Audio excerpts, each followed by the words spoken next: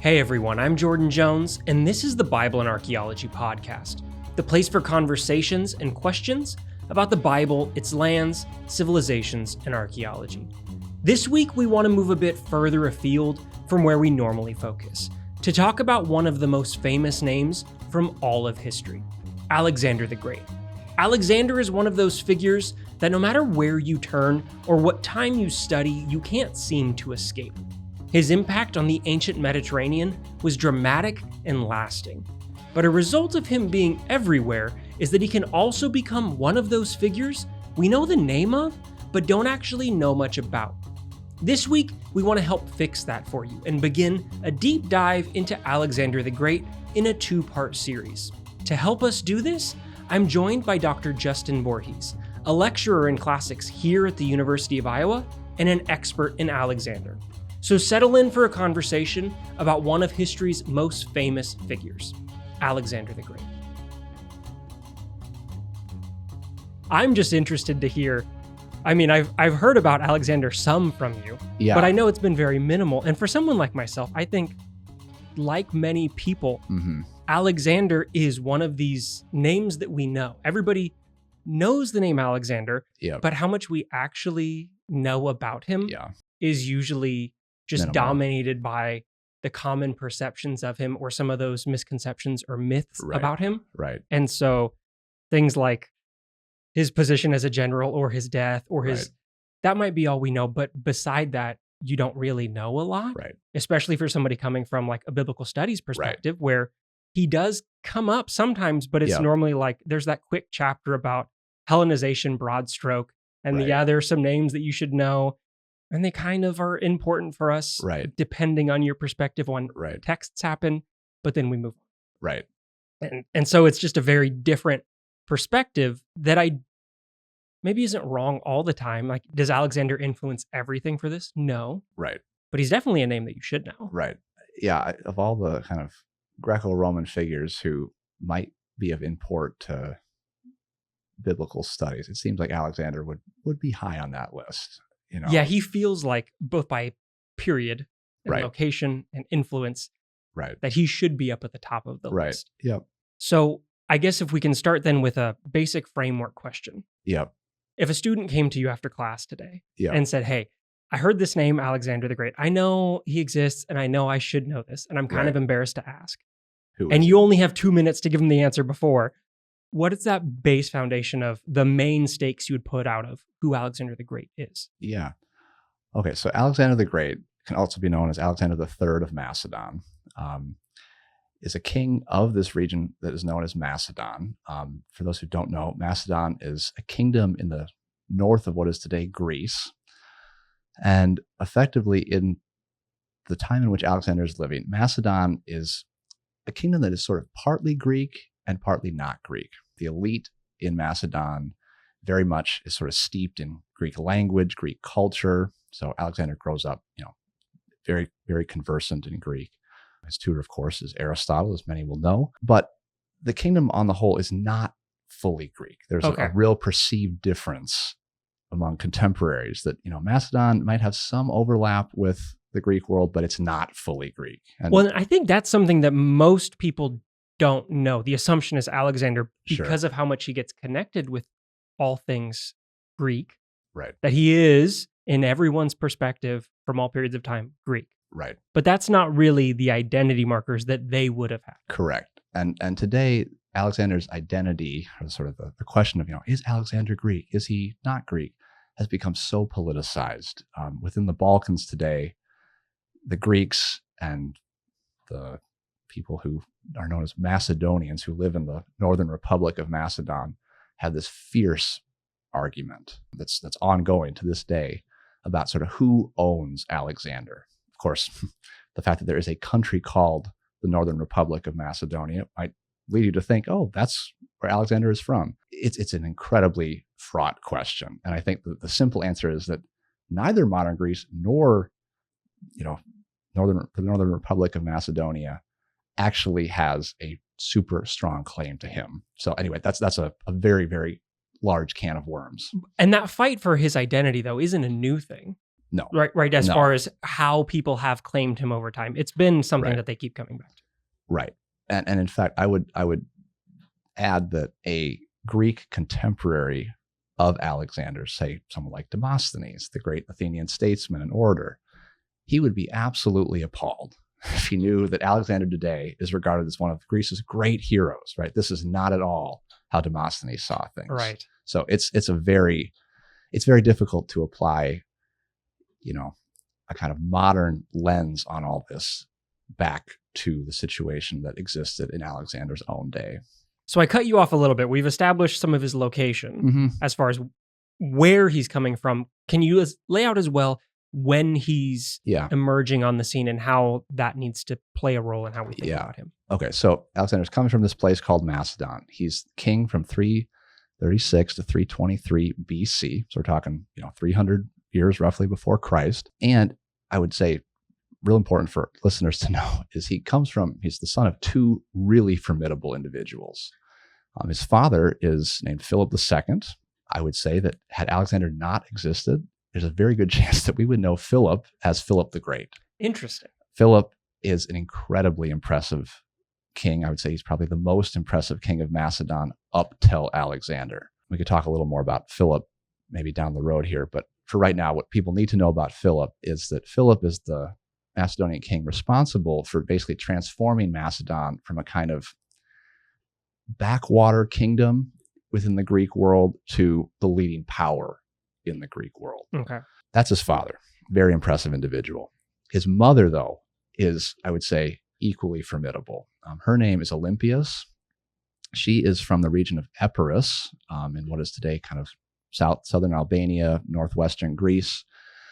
And in a world dominated by men, where, great barons and companions are calling the shots, the king, of course, too, she is someone who is absolutely going toe-to-toe with them.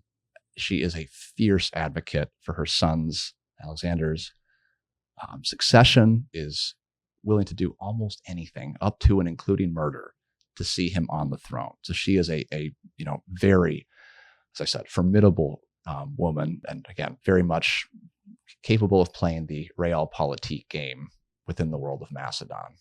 Within that, you've alluded here a little bit as far as what his mother is willing to do. Can you frame within that, I guess, how we know that about her or about his father or about him? Like, how are you so confident in giving these statements about how we know not just where he came from, but these intimate details about them that lead us to understand more of their lives or perspective on events? Okay, that's a great question. The source tradition about Alexander is complicated. So I think you're basically asking kind of like, how can we reconstruct his life? How can we be confident about anything about him? Right. He lives, over 2,000 years ago. Yeah. Okay. So the kind of simple answer here is that there are several buckets of evidence that scholars use to reconstruct his life and the lives of his parents. Let's just sort of put them into several buckets. So we've got the bucket of what we might call history, historical writing, literary sources. Come back to that in a moment. We also have things like coins, numismatics. Alexander, as king of Macedon, is minting lots of coins during his lifetime. These coins will have images on them that suggest things about his priorities, gods he feels a particular attachment to, things like this. Archaeology plays a role too. Scholars of ancient Macedon have, in the last 50 years or so, found, for example, the necropolis, the royal tombs of what basically everyone is certain is Alexander's father. Now, there's great debate about which tomb exactly belongs to Alexander's father, Philip II, but I'm not really aware of anyone who doubts that, Alexander's immediate relatives are in that burial complex. But this isn't what they're not saying that this is his tomb. That's not the position, because this is something that, just a week or so ago, there was we found a new cloak, and is this the burial cloak of Alexander the Great? And, understandably, people want to put that in the headline because you're going to try to drive traffic. But this is the family tomb, not Alexander himself. I would view any claims about Alexander's own paraphernalia or anything specifically connected to Alexander that you might see in the news, in articles online with incredible skepticism. I think you hit it on the head that attaching Alexander's name to anything is going to generate clicks, generate buzz, but there's really just no way to be certain about that. But so the family tomb, some confidence about that. So that definitely. Archaeological sources, literary sources, and the numismatics that kind of fall kind of almost as an in-between point where you're getting into an archaeological object with some inscription, with some writing. Absolutely. I think it's worth circling back to the literary sources, though, because that really is the heart of how we know about him. Okay, so during Alexander's lifetime, we know that there were numerous people who wrote about him, whether that's in the context of histories of his reign, works of geography, other types of works. But in any case, we know that there was an abundance of literary material about Alexander. Sadly, all of that material is lost. Okay, now, I say it's lost, but I guess the fairer way to put it would be to say that we have only fragments of that material surviving. People might be wondering, what does it mean to have fragments? Basically, what we have are, let's say, quotations or summaries of these earlier authors preserved to us in later authors whose works do survive. So it would be like saying, an ancient source might say something like, Callisthenes, Alexander's court historian, his sort of official PR man, Callisthenes says that Alexander, went this way on his path down to Issus, right, one of his great battles. So we would count that as a fragment, right? Meaning that we know, right, we're kind of trusting that later source is quoting correctly. Is like, reading correctly. He read this in Callisthenes. And so we can say, okay, with a high degree of confidence that Callisthenes, I guess, did say that. He discussed this issue in Alexander's life. Okay, so again, there's this immense body of mostly lost material, preserved to us only in fragments. And fragments not being like we have fragments of manuscripts. This is fragments being those quotations in other texts. Exactly. Okay. Now, if we had just the fragments remaining, we would be in a very sorry state. We're very fortunate to have 5, let's call them relatively well-preserved extant sources that cover at least a good chunk of Alexander's life, mostly focused on his reign. So his reign from 336 to 323. So I'll just kind of quick run down those authors. We have, first and foremost, Arrian, who writes a work called the Anabasis of Alexander. This is widely regarded as probably the most important source because not only does he tell us which sources he used in writing his account, he tells us he's using Ptolemy, one of Alexander's generals, later went on to found the Ptolemaic dynasty. And he tells us he also used a guy named Aristobulus. So we're very grateful to him for being upfront with us about, hey, who am I using to write this new history of Alexander? So there's Arrian, again, probably our most important source, very good on the military side of things, a very kind of detailed account of, troop movements, what units are going here, how did the battles unfold. We have also Plutarch, probably maybe the most well-known of Alexander's historians. I guess to call him a historian is slightly off the mark. Plutarch, uniquely among the 5 major sources that survive, is explicit in his preface to the work that he is actually not writing a history. He's writing a biography. Right. And this is a part of those lives that Plutarch exactly says. Plutarch's parallel lives. So Plutarch sets himself the task in this collection that we refer to as the parallel lives of always comparing one famous Greek figure to one famous Roman figure. And so think of them as sort of paired biographies. In Alexander's case, he's paired with Julius Caesar, right? Both the kind of great generals, kind of dynamic figures of their age, fairly logical comparison. So there's Plutarch, who is our second major source. He's extremely valuable, especially for Alexander's childhood. Because Plutarch is writing a biography, he uniquely among the 5 sources that survive actually gives us a lot of very crucial details about Alexander's birth, childhood, adolescence, all the stuff basically leading up to his accession to the throne in 336. The other 3, we have Curtius Rufus, who's a Roman author. His date is disputed. He's writing a Latin account of Alexander, very much influenced by his experience living under the Roman Empire. So he sort of often framing things in ways that seem to reflect, maybe his experience of the Roman emperors. Mm-hmm. It's a very interesting perspective. Of course, if you're trying to reconstruct Alexander's life, this poses some problems. The other two sources, we have Diodorus, a historian from Sicily. He writes this very large history, basically kind of a world history called the Library. And the Alexander section of that history is part of book 17. There were 40 books originally. Book 17 is a very large book. So he clearly felt that Alexander merited some particular attention. And then the last major source of the five is a guy, ironically, named Justin. He is the worst of the five in that he is essentially just summarizing, and often in very sloppy ways, the work of a guy named Trogus, who wrote during the Augustan period. So his work is very short, very sloppy, lots of errors.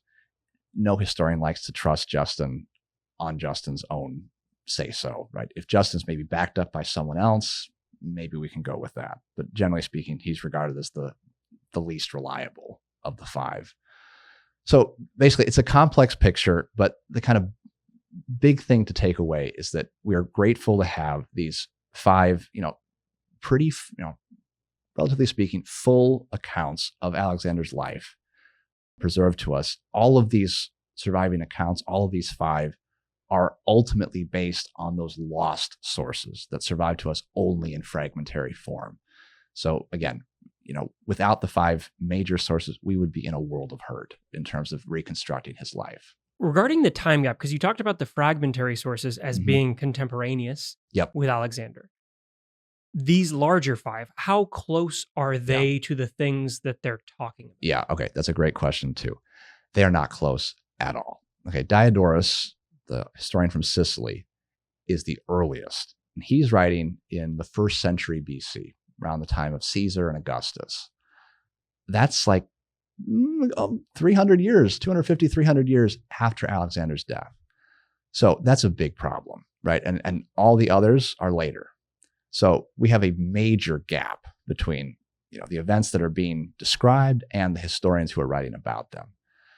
Now, I don't want to give the wrong impression here. I mean, that is a problem, undoubtedly. But, of course, if those surviving authors are basing their work on contemporaries, right, I don't think there's any reason to think that we are hopelessly lost here, right? If they're basing their work on authors who knew Alexander, that's an okay position to be in, right? We of course wish we had the contemporary sources, the first ones. But I don't want to give the impression that these later sources, by virtue of their being much later than Alexander, are inherently unreliable, right?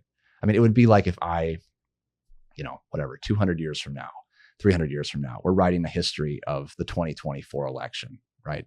And hey, if I have access to New York Times, Washington Post articles dealing with the election, that's something. That's solid evidentiary material to use. So that's kind of what we're talking about here.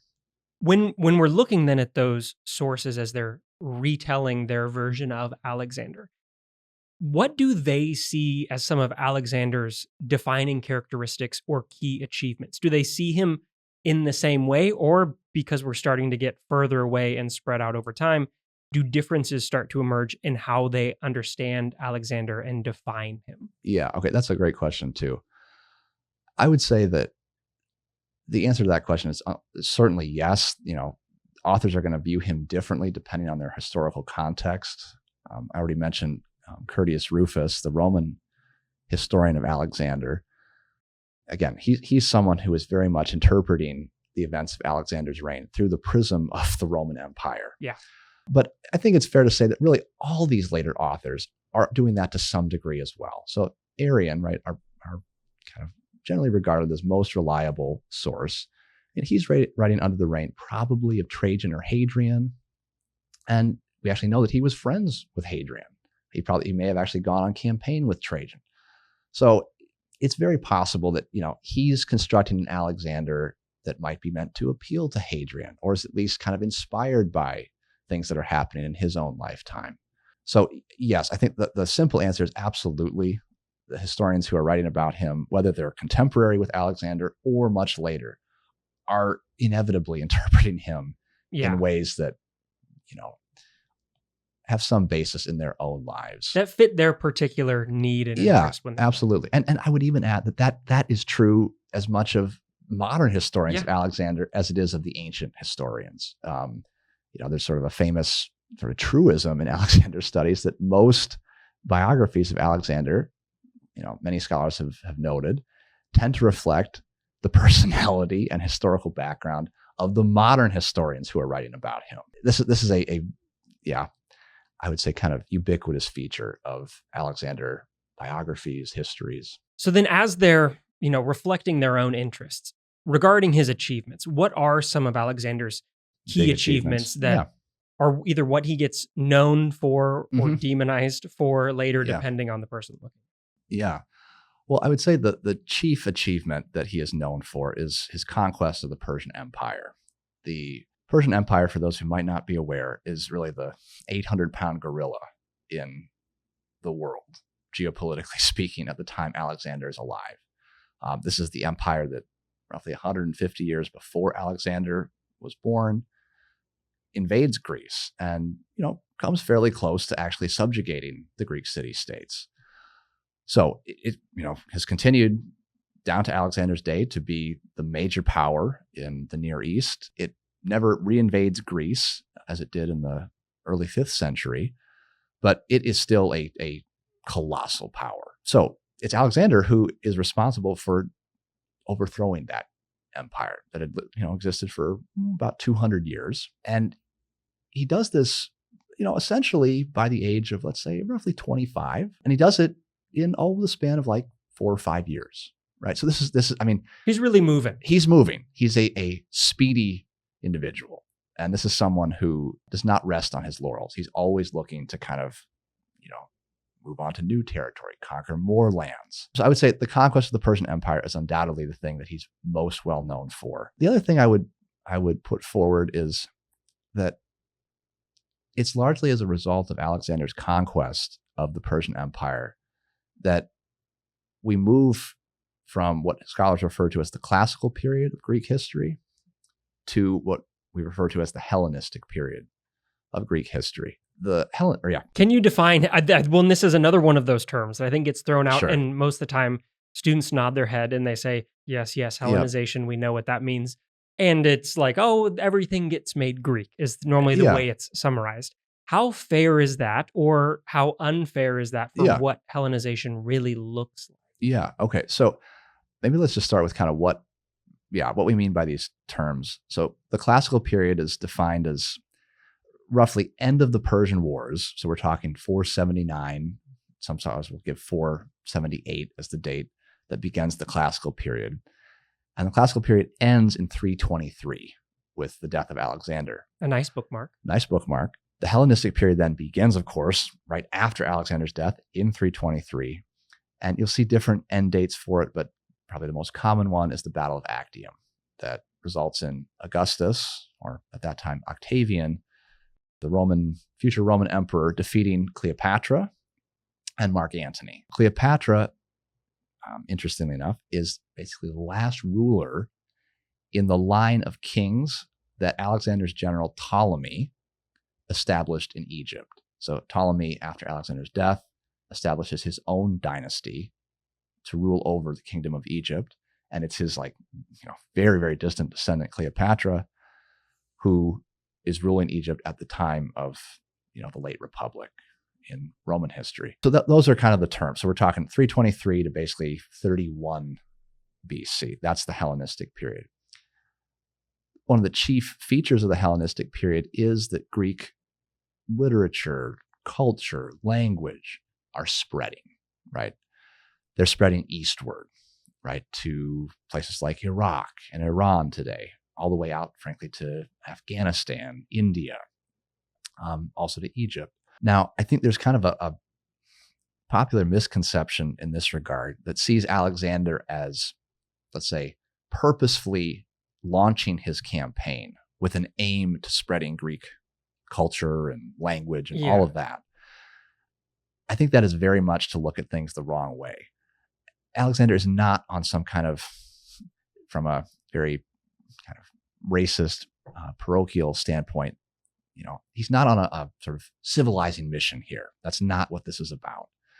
But the spread of Greek culture, language, and all of that is a byproduct of the conquest, right? Because Alexander is establishing many cities throughout the conquered territory, is leaving behind mercenaries and other people throughout what was the Persian Empire. Just inevitably, right? Greek becomes more widely spoken. And then, as we can, I think, probably talk about in due course, when we get to Alexander's death and the aftermath, right? There are going to be these kingdoms that emerge out of the wreckage of his empire.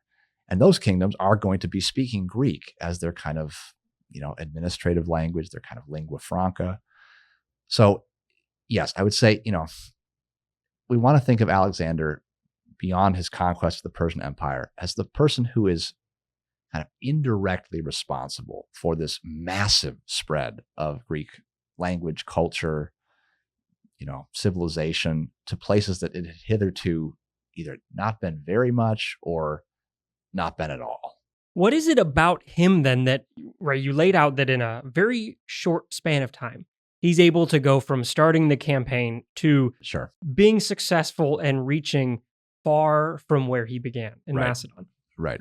Is it something special about him that allows him to succeed? Is it the people that surround him? Is it the period of time that he's campaigning? What's the formula here that allows him to go from Macedon to all of these places, conquer so many places, and then in the wake Hellenization is allowed to follow? Right.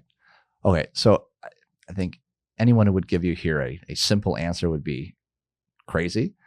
I think the answer has to be some combination of Alexander's own sort of inherent traits, characteristics, and external factors.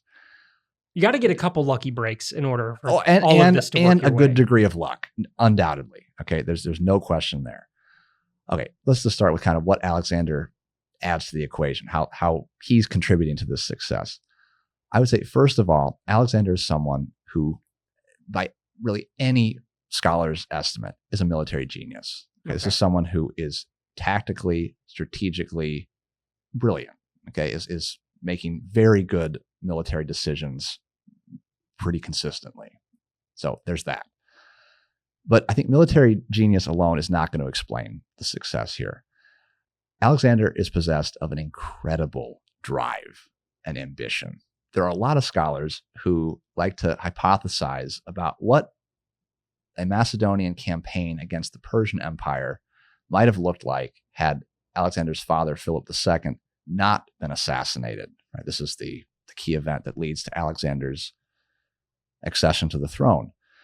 And a lot of scholars, I dare say the majority of scholars, would tell you that, had Philip, not Alexander, been leading the expedition, it's likely that the expedition might have ended, say, with the conquest maybe of Turkey, Syria, maybe Egypt, and Philip might have called it good. Alexander's not Philip. Okay, Alexander is someone who is always playing for higher and higher stakes. Okay, Arian, one of the major sources, as we've mentioned a few minutes ago, has a great word that kind of captures some of this quality I'm referring to in Alexander. And that word in Greek is pathos. This word pathos translates to something like yearning or longing. And it's this quality that you can very much see in this guy, right? It's a quality that's sort of always calling him forth, hey, Alexander, there are more lands to the east, right? There's more territory to be conquered, explored, right? So I think basically we have to say that Alexander's military genius, his sort of ambition, his pathos, all these things are contributing. But I don't want to just say it's all Alexander, because that would be crazy. When Alexander comes to the throne, he inherits a world-class army. I think it's fair to say the best army of its day, maybe the best army that had existed up until that point. Okay, this is the Macedonian army as reformed by his father, Philip II. This army is truly a frightening military machine. I'll just quickly describe kind of what makes it so formidable. Traditionally, Macedon had a very, very effective heavy cavalry force known as the companion cavalry. And that companion cavalry force continues to be really the chief instrument in the Macedonian army. It's the arm of the Macedonian army that Alexander's always using to launch his successful charges that are the battle-winning charges. He's always fighting at the head of the companion cavalry in his pitched battles. But Philip, crucially, early in his reign, from what we can tell, adds a second very important element to the army, and that is a pike phalanx. Okay, so as many of the listeners will undoubtedly know, the Greek city-states, Athens, Sparta, Thebes, for centuries had used armies that revolved around or based on hoplites. That is, heavy armed infantrymen with shields, those kind of big shields, the iconic, helmets, often with horsehair crests, and spears. And the hoplites were the backbone of those Greek armies. Well, when Philip comes to the throne in 359 BC, he recognizes that Macedon has a great deficiency in regard to its infantry, particularly its heavy infantry. And so Philip has the idea, from what we can tell, to arm the Macedonian peasants with pikes, these extremely long spears. Okay, we're talking 15, 16, 17, 18 feet maybe. Okay, and these pikes would project out, right? There'd be many ranks of these pikemen. The pikes might project out, 3, 4 ranks, or 3 or 4 pikes per each line of men. Now, I don't want to give the impression that the pike phalanx is like inherently superior to the hoplites, because the record of hoplite versus pike phalanx is actually pretty mixed. But I think what Philip's reform basically does is it puts Macedon on a par with the Greek city-states in terms of heavy infantry. Okay. They each now have a heavy infantry force that is formidable, is capable of going toe-to-toe with, other heavy infantry. So yes, between the combination of the pike phalanx, the companions, I'll sprinkle in that Philip loves also using light infantry, peltasts, archers. It's a very well-balanced army, a very flexible army, and one that can move at great speed. So I think we have to say that, in addition to all of Alexander's qualities, he's inheriting basically, the fighting force par excellence of its day. He's in the right place at the right time. He's at the right with place the right army. at the right time. Absolutely. Let's also add, he has a coterie of extremely experienced generals who have served under his father. They're now serving under him. That helps too. Now, I think I also just want to kind of maybe dispel a misperception that some listeners might have. A lot of historians working, say, in the early 20th century or earlier, like to talk about how Persia, the great antagonist of Alexander during his campaigns, was at the time of Alexander's conquest decadent. It was in decline. It was ripe for the picking. That is very overblown. The Persian Empire is still a well-functioning empire. Again, it's been going on for 200 years. So I don't think it's fair to say that the Persian Empire is just it's teetering on the brink of collapse. That is not the case. I do think it's fair to say, though, that the king of Persia at the time of Alexander's conquest, his name is Darius III. Darius III is no Alexander. He's no Philip II. Okay.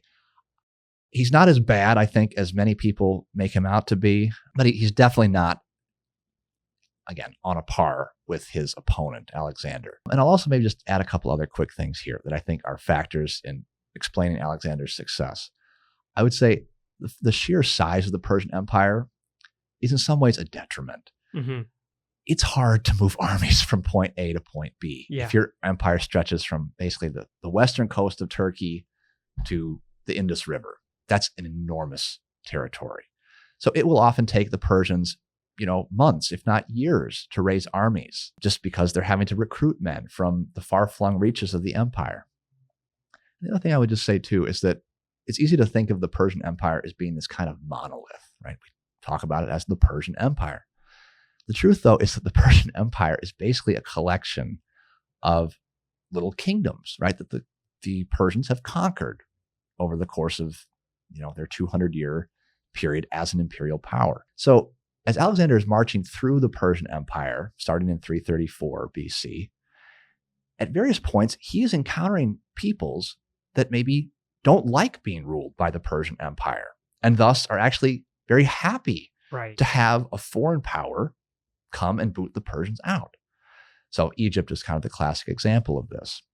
But basically, Alexander is not facing some kind of monolithic force in the Persian Empire where everyone in that empire is, super patriotic, super willing to die. Right. They're not all going to go down with the ship. Some of them are. Correct. I'm paying somebody to be in charge of me. Right. Maybe you're going to be better off under the new guy. Exactly. Than under the one you had before. Exactly. Within that too, can you talk, you mentioned before about Philip, and if Philip hadn't died, then maybe we have Philip the Great instead of Alexander the Great. And is this kind of the context of the army and the generals and all of these things are some of those same pieces that would have potentially allowed Philip to do this same thing? Absolutely. And I think, why might we call him Philip the Great? Well, I think it has everything to do with, as we talked about at the very beginning, his transformation of what was really a kind of backward kingdom that at the beginning of his reign was on the verge of collapse. It was. He came to the throne because his brother, the previous king, had been killed in battle.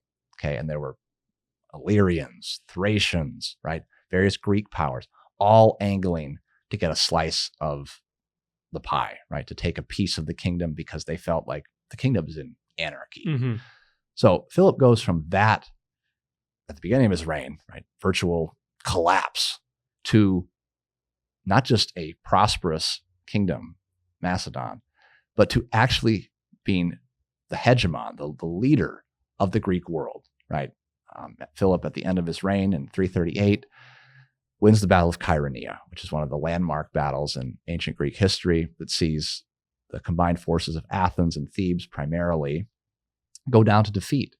And at that point, Philip is able to establish a kind of Macedonian, let's almost call it kind of a UN sort of system where Macedon is in charge here. The Greeks are forced to be allies of Macedon. And they're also told, look, you can't fight each other anymore. We're all in this together. Anyone who sort of attacks another member, that's going to be subject to Macedonian retribution. So he's established basically a Macedonian hegemony over what had been independent Greek city-states going back centuries. So yes, I mean, I don't want to underplay in any way, shape, or form Philip's achievement. And I think had he lived, there's every reason to expect he would have had success in the East as well, given, as you said, the combination of his own prowess as a general, his very successful and impressive army, and the very successful and impressive generals he has groomed over the course of his 20-odd year reign.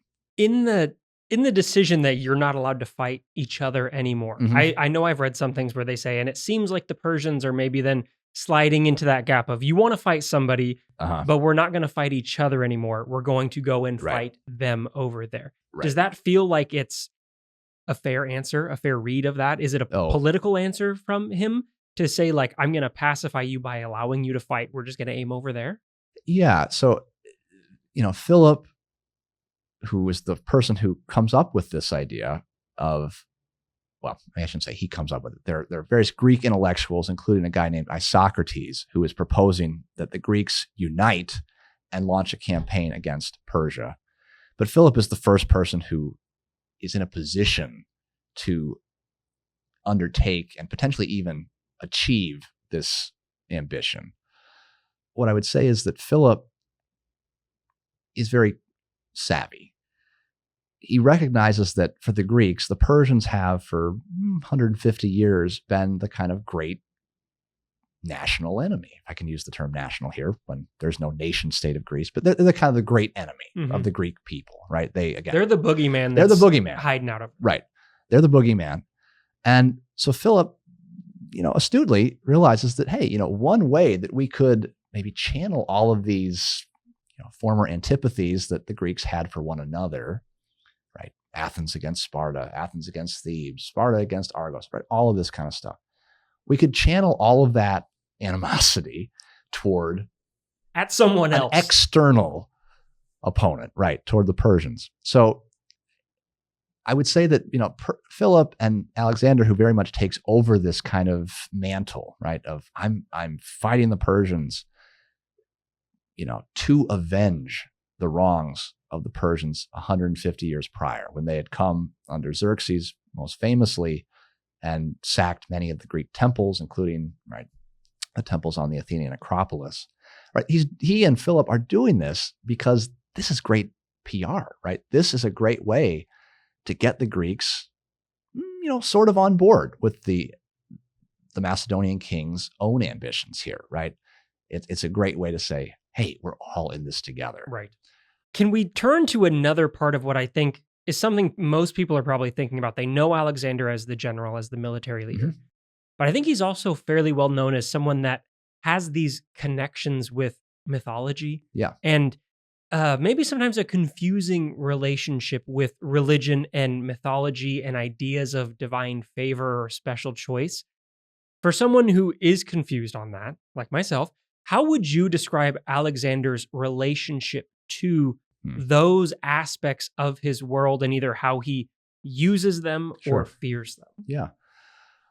So Alexander's connection to religion, mythology, is a thorny topic, I would say, or at least a complex topic. I would say that there's sort of two ways to look at this. Within the Alexander sources we have, those 5 major accounts, okay, again, Arrian, Plutarch, Curtius, Diodorus, and Justin. If you kind of just take all of those together, right, and assume that, where they're overlapping, there's a good chance that there may be some historical truth behind what they're saying. It's pretty clear that Alexander was a deeply religious person, someone who really believed in the gods and the heroes, okay? I think it's also worth just taking a moment to talk a bit about Alexander's own connection, personal connection to the gods, and particularly to the heroes. Okay, so I mentioned that Alexander's father is Philip of Macedon and his mother is Olympias. Right, Philip, for his part, and his ancestry going way back, claims none other than Heracles as an ancestor. Not a bad guy to have. Not a bad genealogy. guy. Right. Arguably the greatest of all the Greek heroes. So that's Philip's side. On Olympias' side, Alexander's mother's side, she's claiming descent, her family's claiming descent from none other than Achilles, right? The great hero of the Trojan War. Okay.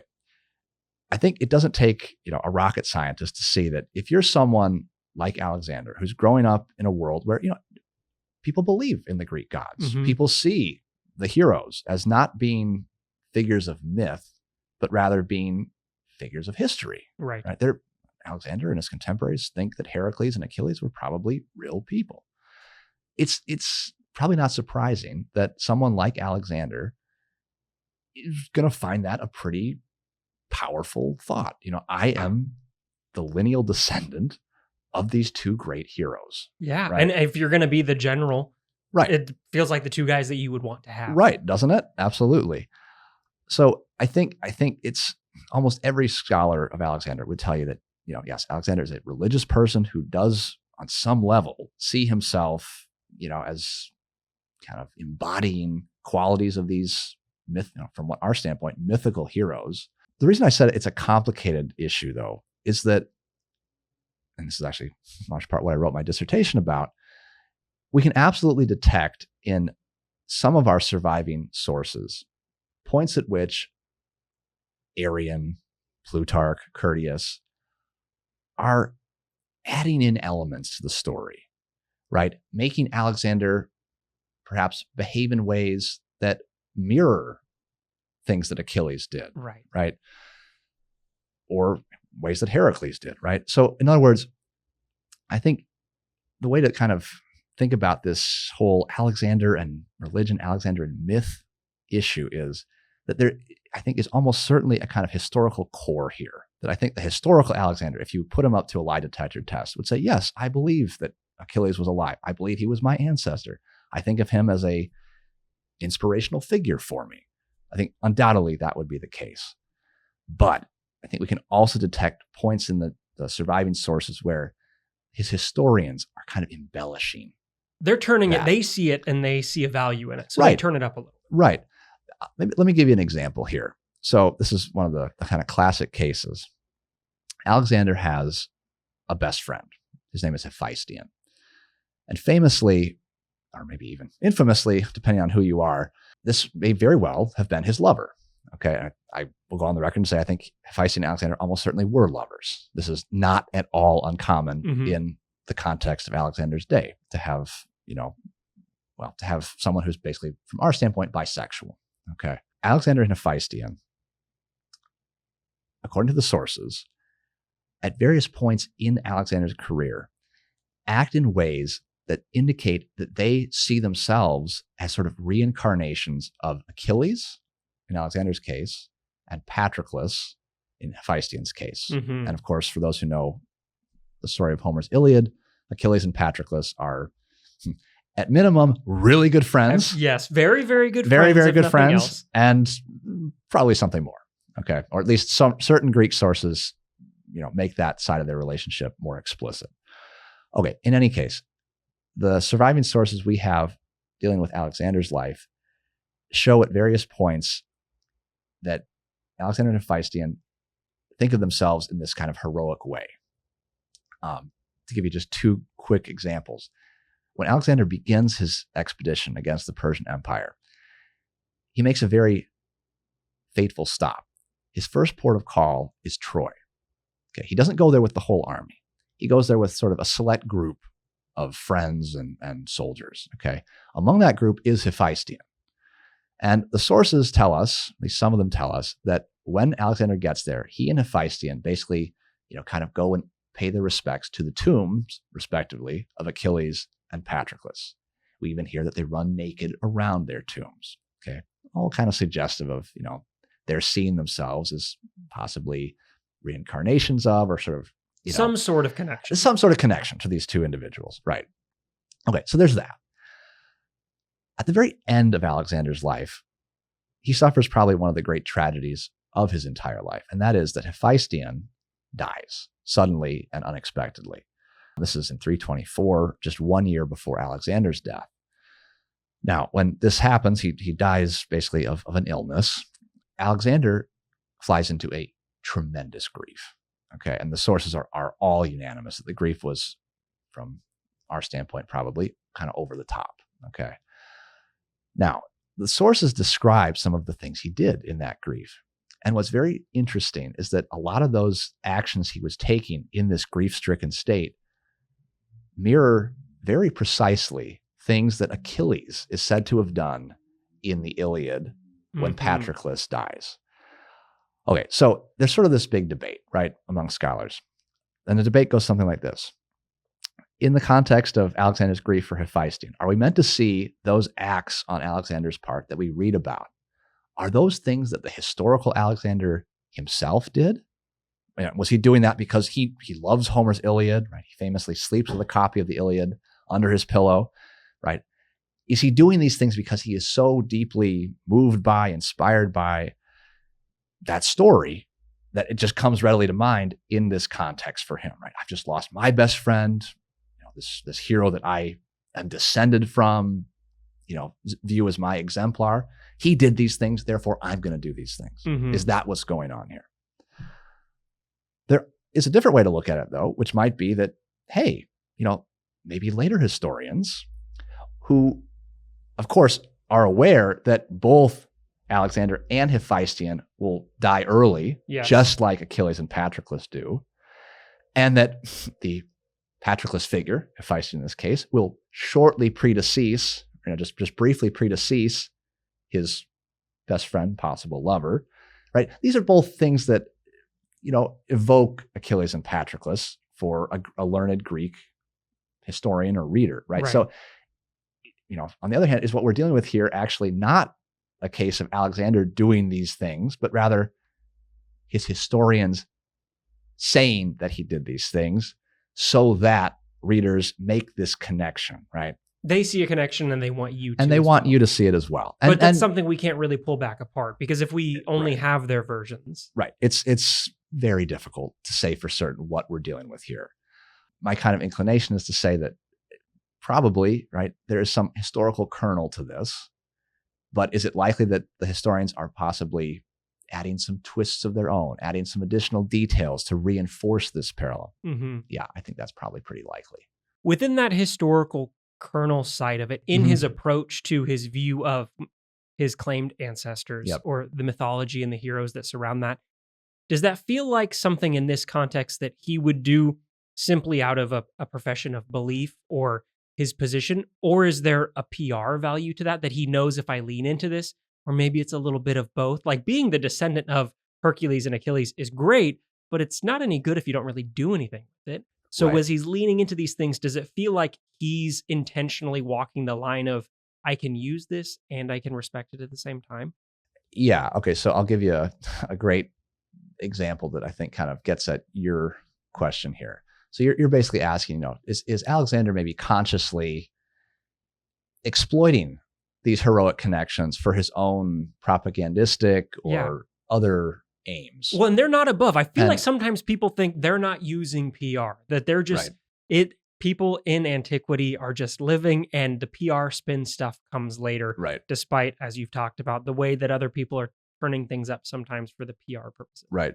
Okay. So I think, yes, Alexander is using these connections to heroes for various PR purposes. I'll start with the fact that on his coinage, Heracles is frequently depicted. Okay. So I think, what message that's meant to convey is, open to interpretation, but hey, Heracles is the great Greek hero, famous for performing the 12 labors, right? Going all over the world, fighting monsters, rescuing, damsels in distress, this kind of thing. Basically, is this Alexander saying, hey, I too am a globe-trotting hero like Heracles? Seems pretty reasonable. I would say a great example that also speaks to what you're asking about is in terms of the Achilles side of things. Throughout his career, Alexander famously uses a very Achilles-like technique when he's in a crisis. Okay, so when he's off in India toward the end of his life, his men, after years and years of campaigning, okay, and we have to understand here, right? This campaign is nonstop. Right. Okay, it begins in 334 and does not end until Alexander's death in 323. So any Macedonian who signed up with Alexander in 334 has been on the road away from home, basically, for 11 years. Okay. And when I say away from home, I don't just mean, a few blocks away. Very far from home. Right. By the end of the campaign, or at least its furthest extent, we're talking about what is today basically Pakistan. Okay. We're talking thousands and thousands of miles. And let's also remember, there are no cars, obviously. There are no airplanes. They're getting there on foot, or at best on horseback. Okay. So this is an incredible distance that these men have covered, and women too, right? They're camp followers. Okay. But one of Alexander's favorite techniques is when he's in a crisis, okay, he pulls an Achilles and withdraws to his tent and has a big sulk. Okay. So famously in India, the men, after thousands of miles, years away from home, finally say, enough is enough. We're tired. We're rain drenched, right? We're being eaten by snakes. We're bitten by snakes, right? The mosquitoes are everywhere. It's terrible. Okay. They've just experienced basically a monsoon. Okay. They're ready to go home. And so at long last, they say, we're done. We are insisting on going home, and we're not crossing the river you want us to cross, the Hyphasis River. Okay. Well, Alexander, of course, is flabbergasted. His men have always done what he's told them to do, asked them to do, but here they don't. So what does Alexander do? Well, in this moment, he does just what I said. He withdraws to his tent, and he has, again, kind of a big sulk. Now, it's pretty clear that what he's hoping happens here is that by his withdrawing, much like Achilles, right, famously withdraws in the Iliad, that his army will, maybe take some pity on him. Yeah. We'll start to feel kind of bad. Like, oh boy, we were really out of line here. You were right. We were wrong. You were right. We were wrong. We're really sorry, boss. Right. We're going to keep going here. It doesn't work. Okay. It does not work in this case. Right. But this is not the only time he does this. Okay. So it does seem like you might say that is kind of him using this, Achilles move to try and influence his men. Right.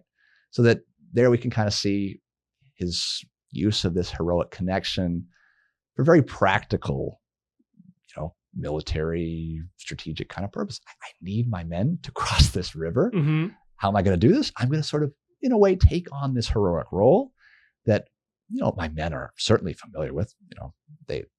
People in the army would undoubtedly know the story and would kind of think, oh, hey, we're in a kind of role-playing situation here. It's our role now to maybe do something about this, right? Maybe change our minds here. So that would be, I think, a good example of a case where this sort of, PR use, to use your term, of one of these sort of heroic connections is coming to the fore. In addition to those examples, can you talk a little bit? I think there are two others that I know are the ones that I've heard about. Mm-hmm. The Gordian Knot and sure. the trip to Siwa as well. Yeah, okay. How do you see those fitting into either his turn towards religion or myth or oracle, and how he uses that for personal or for PR purposes? Yeah. Okay, so for those who maybe don't know, the story of the Gordian Knot goes something like this. Alexander, early in the campaign against Persia, reaches a town called Gordian. And at Gordian, or Gordium, you'll see both versions of the term, there's this kind of big wagon, big kind of chariot, okay? And on the chariot is, of course, a yoke. And the yoke is basically connected here, sort of bound by a big, giant knot. Okay, so think of the most gnarly, complex knot you've ever seen. Okay, Mm-hmm. You cannot, for the life of you, see the end of the knot. You don't know how to undo it. Okay, now according to the sources, the legend went that whoever could undo this knot would become Lord of Asia. So Alexander hears this, we're told, and when he arrives in Gordian, he thinks, "Wow, this is a great opportunity for, as you would put it, a PR victory." He goes up to the knot, gives it a good look, and like anybody, is flummoxed, right? He can't find the end of the knot. Now, there are two different versions of what happens next. One version, the more dramatic version, is that after, and you have to imagine the scene here, right? We're picturing here, picture a press corps today, right? We've got all the cameras. Mm-hmm. We got everyone's waiting for him to do it. Right. Instagram is running, people are taking Instagram videos, right? The press is there. Everyone is wondering, is he going to pull this off? Well, as the pressure is building, and Alexander realizes, I can't fail here. If I fail, this is going to look terrible. Very bad. It's going to look terrible, right? What does he do? Well, he pulls out his sword, okay? And with his sword, he proceeds to hack through the knot. Now, of course, a stickler might say, well, you were supposed to undo the knot, right? But Alexander says, look, I did, right? No one told me how I had to undo the knot. You just told me I had to undo it, right? He did it. He undid it the Alexander way. He thought outside of the box, as we might say. Okay, so that's one version. The other version of the story is that instead of hacking through the knot, he simply notices that there's a pin kind of keeping this whole thing together. Okay, and he just undoes the pin, and the knot kind of not magically, just falls apart, comes loose. Okay. Of course, the sword one is much more dramatic. That's the one that I had heard, right? Growing up. But they do both lean into, it feels like, how do you want to think of Alexander? Is he the guy that I'm stuck and I'm going to go to the sword to fix things, or the brute force, or I can turn to the intelligent solution and he can see the answer that other people can't? That are these two different readings of him. I think that's a great way of thinking of it. Exactly. Kind of two different approaches to his personality. Is he the kind of somewhat rash, impetuous, headstrong guy who's just going to hack through any problem and figure it out? Or is he, as you say, kind of the more strategic, Odyssean kind of figure who's going to outwit you and think his way through the problem? Personally, I'm kind of more inclined to go with the sword option. That seems more in keeping with... It's more fun. It's definitely more fun. It's definitely more fun. Yeah. You mentioned also the Siwa expedition. Okay, and again, just for some context here, for those who maybe don't know what this is, Alexander in 332, 331 makes it to Egypt.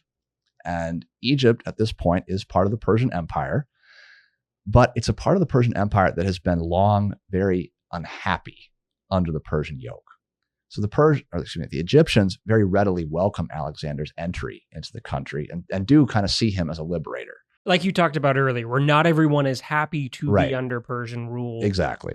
So Alexander, proceeds to, take over Memphis, the kind of capital of Egypt. He goes on to found Alexandria, the famous city that bears his name and continues to exist to the present day. But after doing those very, normal things for a conqueror to do, right? Kind of establishing his control, building a new city, he does something very strange, okay, from a just purely strategic standpoint. And that is that he takes a small group of friends with him and travels hundreds and hundreds of miles into the Libyan desert, okay, all with the aim of visiting an oracle, okay, right, to a god named Ammon. The Greeks equated him with Zeus, and he's sometimes referred to as Zeus Ammon. Alexander shows up at the oracle, and we're told there are various different traditions here about what he is told, but the kind of common denominator is that when he goes there, he's seeking answers to a whole series of questions, including things like, have I successfully managed to bring to justice all of my father's murderers? What is my success going to be with the Persian Empire, right? Or am I going to conquer the Persian Empire? These sort of things. What comes out of this visit to the Oracle of Siwa is famously an answer that Alexander gets that possibly kind of changes his view of his own connection to the divine. There's a story that goes that when he's greeted by the priest at this oracle, the priest says to him, "O Pi Dios," in Greek. Okay, and Pi Dios would mean literally son of Zeus. Now, there's a thought that what the priest may have intended to say was O Pi Dion. And Pi Dion would just mean, "O child." No matter what happened here, a lot of the sources do see this visit to the oracle as marking a kind of turning point in Alexander's career, where he starts to maybe see himself at a minimum as possibly not the child of Philip, but the son of Zeus. Mm-hmm.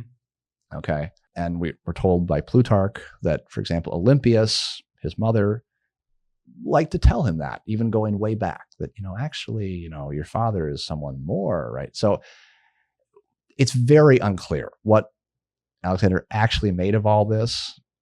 We do read that Alexander told apparently his mother in a letter that he would reveal to her when he returned to Macedon what he had learned at the oracle.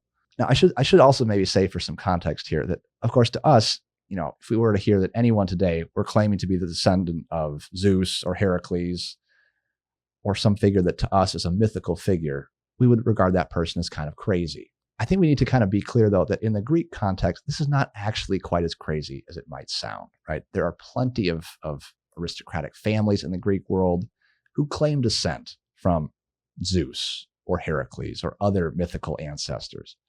So that part is not quite so crazy. Again, from their perspective. What does become crazier, and we may get to this later, is that toward the end of his life, there is some thought that Alexander may have started to think of himself not just as the son of a god, but as a god in his own right. And that is a kind of, that's a departure. That's a different That's a different thing altogether. Okay. I think that's a great place to pause for part one, Sure, as we leave him at this turning point in phases of his career, because Alexander is such a large individual. His influence is so large that Justin has kindly agreed to come back for a part two, where we will get to the death of Alexander and some of what comes after that, because his influence spans just his own individual life. So Alexander isn't done by any means. Don't worry if you're like, wait a minute, we haven't even, Justin has kindly agreed to come spend some more time to talk to us more about Alexander. If you have questions about either what was covered today or maybe some things for that, put those down in the comments and we can see if we can work that in, or you can send us an email if you send it to bible-archaeology@uiowa.edu. I can potentially make sure some of those are on the docket for Justin if there's particular things you have questions about. Justin, thank you so much for taking the time to walk through this. I think that's very fascinating and very helpful, and I'm looking forward to part two. I know they are as well, but for today, we'll wrap it up there. That's plenty for you to mull on. Wherever you find us, we hope you enjoyed. Like and subscribe. It helps us, and hopefully it helps you find us. But for today, I'm Jordan Jones. For all of us here at Bible and Archaeology, Until next time.